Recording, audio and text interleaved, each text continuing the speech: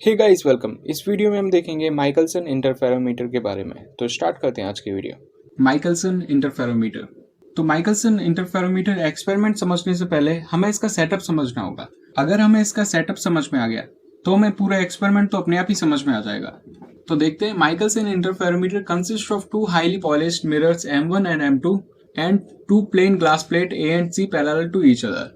तो जो हमारा माइकलसन इंटरफेरोमीटर होता है उसमें हमारे पास दो मिरर्स होते हैं M1 एंड M2 जो कि हाईली पॉलिश्ड होते हैं। हाईली पॉलिश्ड मतलब, तो हाईली पॉलिश्ड मिरर का मतलब यही होता है कि उस पर अगर कोई रे जाती है तो वो वापस से रिफ्लेक्ट होकर वापस आ जाती है उसी वे में। और इसमें हमारे पास दो प्लेन ग्लास प्लेट भी हैं A एंड C। तो जो हमारे A एंड C है वो हमारी दो प्लेन ग्लास प्लेट हैं जो कि आपस में पैरेलल है। मतलब जितना एंगल इसमें होगा हमारे A में उतना ही एंगल हमारे C में भी होगा। The rear side of the glass plate A is half silvered. जो हमारी A की रियर साइड है, रियर मतलब जो पीछे वाली साइड है, वो हाफ सिल्वर्ड है। हाफ सिल्वर्ड मतलब जैसे फुल्ली सिल्वर्ड होता है कि मतलब जो हमारी रे आती है वो पूरी तरीके से रिफ्लेक्ट होके वापस आ जाती है। हाफ सिल्वर्ड मतलब होता है कि हमारी आधी लाइट तो रिफ्लेक्ट हो जाएगी और आधी लाइट ट्रांसमिट हो जाएगी। ये मतलब होता है हमारा हाफ सिल्वर्ड का। So that the light coming from the source S is equally reflected and transmitted by it. Light from monochromatic source S after passing through the lens L falls on the glass plate A. तो जो हमारी source से monochromatic light आएगी वो lens के through pass होकर हमारी glass plate A पे पड़ेगी। तो जो हमारी मोनोक्रोमेटिक लाइट आएगी वो लेंस से हम पास क्यों करा रहे हैं? लाइट को लेंस से हम इसीलिए पास करा रहे हैं कि जो हमारी बीम्स है वो पैरेलल हो जाए आपस में, और पैरेलल बीम्स हमारी ग्लास प्लेट ए पे पड़ेंगी। The plane A is inclined at an angle of 45 degree. तो जो हमारी ग्लास प्लेट ए है वो 45 डिग्री पे इंक्लाइंड है। तो हमारी जो सी होगी वो भी 45 डिग्री पे इंक्लाइंड होगी क्योंकि ये दोनों आपस में पैरेलल है।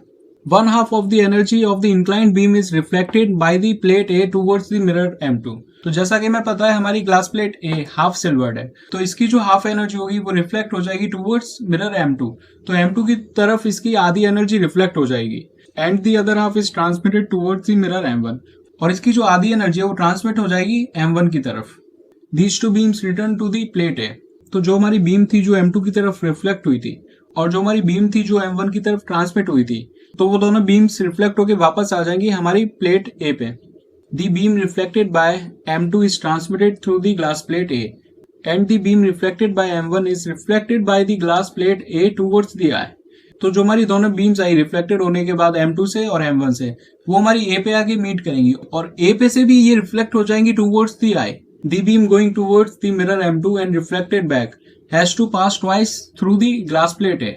अगर हम इस पॉइंट से बात करें तो जो हमारी रे है जो कि रिफ्लेक्ट होकर जा रही है M2 की तरफ, उसे इस ग्लास प्लेट से दो बार पास होना पड़ रहा है। तो ये जो बीम है इसे दो बार इस ग्लास प्लेट में से पास होना पड़ रहा है। Therefore, to compensate for the path, the glass plate C is used between the mirrors M1 and A। तो कंपनसेट मतलब होता है किसी भी चीज को इक्वल करना, या फिर अगर हम कोई भी गलती कर देते हैं उस गलती को सुधारना। तो इसमें हम एक कंपनसेटिंग प्लेट यूज कर रहे हैं। अब कंपनसेटिंग प्लेट यूज क्यों कर रहे हैं आप इसे ऐसे ही समझ लीजिए।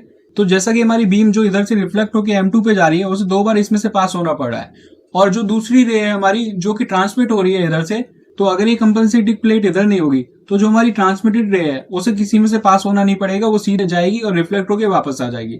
लेकिन जो हमारी दूसरी रे है जो कि M2 से रिफ्लेक्ट होकर वापस आई है उसे दो बार पास होना पड़ेगा, तो इनका जो पाथ होगा उन दोनों के बीच में डिफरेंस हो जाएगा। अगर इनके बीच में डिफरेंस हो गया तो हमें इंटरफेरेंस पैटर्न सही से दिखाई नहीं देगा। इसीलिए हमने इसमें ये कंपनसेटिंग प्लेट लगाई ताकि दोनों बीम्स का जो पाथ हो वो सेम हो सके। The light beam going towards the mirror M1 and reflected back towards A also passes twice through the compensating plate C।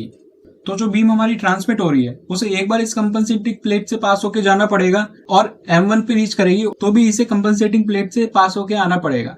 तो जो हमारी ट्रांसमिटेड रे है उसे भी हमने दो बार ग्लास प्लेट में से पास करा दिया। Therefore the paths of the two rays in the glass are same। अब जो हमारी रिफ्लेक्टेड बीम थी उसे भी हमने दो बार इस ग्लास प्लेट में से पास करा दिया, और जो हमारी ट्रांसमिटेड रे थी उसे भी हमने दो बार इस कंपनसेटिंग प्लेट में से पास करा दिया। तो इन दोनों का पाथ हमारा सेम रहेगा, और पाथ सेम रहेगा तो इंटरफेरेंस पैटर्न हमें अच्छा दिखाई देगा। अब इस माइकलसन इंटरफेरोमीटर को समझ लेते हैं। तो हमारे पास एक सोर्स है जो कि मोनोक्रोमेटिक लाइट का सोर्स है। इसे हम एक लेंस में से पास कराएंगे तो जो हमारी मोनोक्रोमेटिक लाइट आ रही है उसे ये पैरेलल लाइट में कन्वर्ट कर देता है। तो जो हमारी लाइट आएगी वो हमारी ग्लास प्लेट ए पे फॉल करेगी। अब ग्लास प्लेट ए हमने देखा जो कि हाफ सिल्वर्ड है, तो ये हाफ सिल्वर्ड प्लेट क्या करेगी, जो हमारी आधी लाइट है ये उसे रिफ्लेक्ट कर देगी हमारी M2 की तरफ, और आधी लाइट को हमारी ट्रांसमिट कर देगी M1 की तरफ। तो आधी लाइट हमारी M2 की तरफ गई, आधी लाइट M1 की तरफ गई। अब जो लाइट हमारी M2 की तरफ गई वो इस वाले पॉइंट से जाएगी, तो उसे एक बार इस प्लेट से पास होके जाना पड़ रहा है, और जब ये रिफ्लेक्ट होके वापस आएगी तो भी इसे एक और बार इस प्लेट में से पास होना पड़ रहा है। तो जो हमारी रिफ्लेक्टेड रे है उसे 2 बार इस ग्लास प्लेट में से पास होना पड़ रहा है। इसीलिए हम यूज करते हैं इसमें कंपनसेटिंग प्लेट। तो जो हमारी आधी ट्रांसमिटेड रेस है वो इस कंपनसेटिंग प्लेट से पास होगी, और जैसा कि हमें पता है M1 and M2 highly silvered है, तो जो हमारी लाइट रेस होंगी वो वापस से रिफ्लेक्ट होके आएंगी। तो जब हमारी रेस रिफ्लेक्ट होके वापस आएंगी तो भी इसे कंपनसेटिंग प्लेट में से पास होके वापस आना पड़ेगा ये तक। तो जो हमारी रिफ्लेक्टेड रेस थी वो भी 2 बार ग्लास प्लेट में से पास हुई, और जो हमारी ट्रांसमिटेड रेस थी उसे भी 2 बार कंपनसेटिंग प्लेट में से पास होना पड़ा। तो हमारी reflected rays and transmitted rays का पाथ डिफरेंस सेम रहेगा, और अगर इनका पाथ सेम होगा तो हमें इंटरफेरेंस पैटर्न अच्छा दिखाई देगा। तो हमारी रिफ्लेक्टेड रेस और हमारी ट्रांसमिटेड रेस ए पॉइंट पे वापस आई रिफ्लेक्ट होने के बाद, तो ए पॉइंट पे आने के बाद ये वापस से हमारी रिफ्लेक्ट हो गई हमारे आई की तरफ और डिटेक्टर की तरफ, जहां से हम इसे देख रहे हैं। तो यहाँ से हमें हमारा इंटरफेरेंस पैटर्न दिखाई दे जाएगा। तो ये था हमारा पूरा माइकलसन इंटरफेरोमीटर के बारे में। अब इसके कुछ एप्लीकेशन देख लेते हैं। Applications of Michelson interferometer. Michelson interferometer can be used to determine. तो माइकलसन इंटरफेरोमीटर की हेल्प से हम कुछ चीज डिटरमाइन कर सकते हैं। क्या क्या कर सकते हैं? The wavelength of monochromatic source of light. तो हम वेवलेंथ फाइंड कर सकते हैं किसी भी मोनोक्रोमेटिक लाइट की। और क्या कर सकते हैं? The difference between the two neighbouring wavelength of the spectral lines. तो माइकलसन इंटरफेरोमीटर की हेल्प से हम वेवलेंथ के बीच में डिफरेंस भी फाइंड कर सकते हैं। और क्या कर सकते हैं? Refractive index and thickness of various thin transparent materials. जो हमारे थिन ट्रांसपेरेंट मटेरियल्स होते हैं उनका हम रिफ्रैक्टिव इंडेक्स भी निकाल सकते हैं और उनकी थिकनेस भी निकाल सकते हैं माइकलसन इंटरफेरोमीटर की हेल्प से। तो यह था हमारा माइकलसन इंटरफेरोमीटर। इस वीडियो में इतना ही, मिलते हैं अपनी नेक्स्ट वीडियो में।